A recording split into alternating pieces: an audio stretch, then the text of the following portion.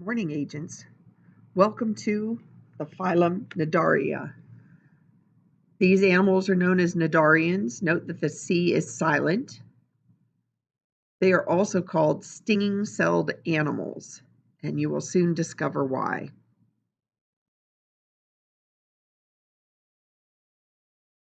The characteristics of these animals.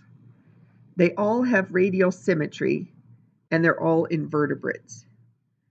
Unlike sponges, which were asymmetrical, cnidarians are symmetrical around a central point in their body. That point is also where their single body opening is located. They have hydrostatic skeletons for support. You should remember hydrostatic skeletons from Mission 2, but just in case, let's review them. A hydrostatic skeleton is when an animal has a body chamber filled with water, and that chamber is surrounded by muscle layer. They use the water to support themselves, much like a water balloon has structure to it. These animals are 2 tissue layers thick, which means all of their cells are in direct contact with water. They live in salt or fresh water or brackish water. They have tentacles which are coated in stinging cells.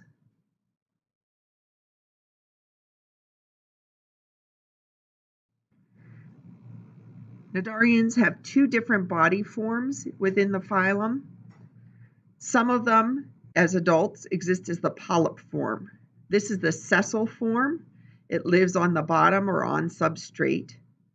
Corals are a colonial version of a polyp. That's the picture on the left, and it looks almost fuzzy because of all the different polyps, all those coral animals. The coral actually secretes a calcium carbonate structure, which is what we think of as coral reefs. To the right of that is a sea anemone. Sea anemones are individuals, solitary individuals. They are not colonial, and they can get much larger than individual coral polyps can. And finally, underneath that is a hydra. Hydra can live in the fresh water, and this particular picture shows a hydra which is forming a bud down in the lower part of it, to the lower right part of the picture. The other form for cnidarians is the medusa form. The medusa form is the free-floating, bell-shaped jellyfish form. And so these medusa are named after Medusa in Greek mythology. The ancient Greeks observed these jellyfish, and they felt that the tentacles and the feeding structure in the center resembled the snakes on the Gorgon's head. And much like Medusa, who could paralyze those who looked at her and turn them to stone, the Medusa's tentacles can paralyze the prey that swim into them.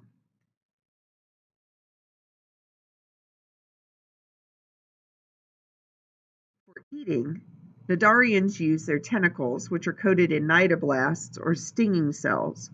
They use those tentacles to bring the food into their mouth. They have a single body opening, which would be referred to as the mouth. But remember, because there's only one opening, whatever goes in must be digested fully, and then the waste expelled through that same opening before the cnidarian can have a second meal.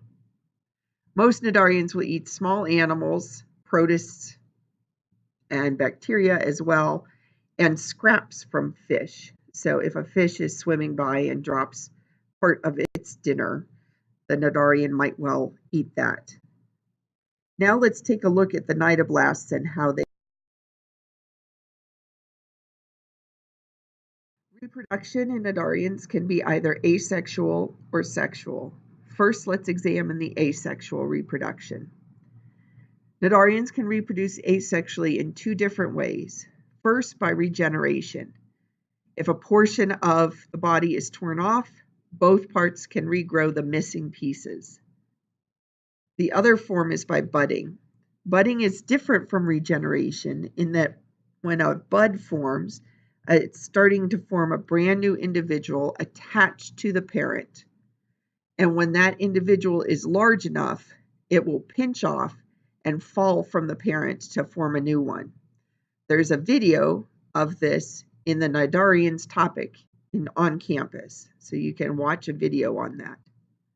With sexual reproduction, cnidarians use external fertilization. The males and the females in that area will release their gametes. Males release sperm cells, and the females release egg cells. Now, what's interesting, you cannot tell the gender of a cnidarian just by looking at it. It's not until they're ready to release their gametes or sex cells that you're able to tell whether it's male or female. But those gametes are released into the water, and then the sperm cells fertilize the egg cells. That fertilized egg cell becomes a bilaterally symmetrical larva. So even though these organisms are radially symmetrical as adults, their larval stage is bilaterally symmetrical. That larva will either develop into a free-floating medusa, or it will settle to the bottom and become a polyp.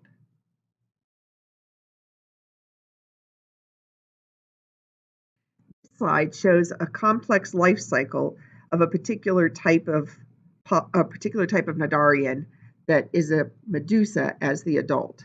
So once the egg is fertilized, it forms that bilaterally symmetrical larva. This one has an intermediate stage where it settles to the bottom and forms a polyp.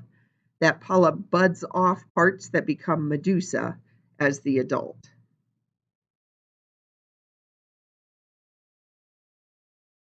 On cnidarians, remember that there are pages in your book, and there's also video surveillance for you to watch on campus.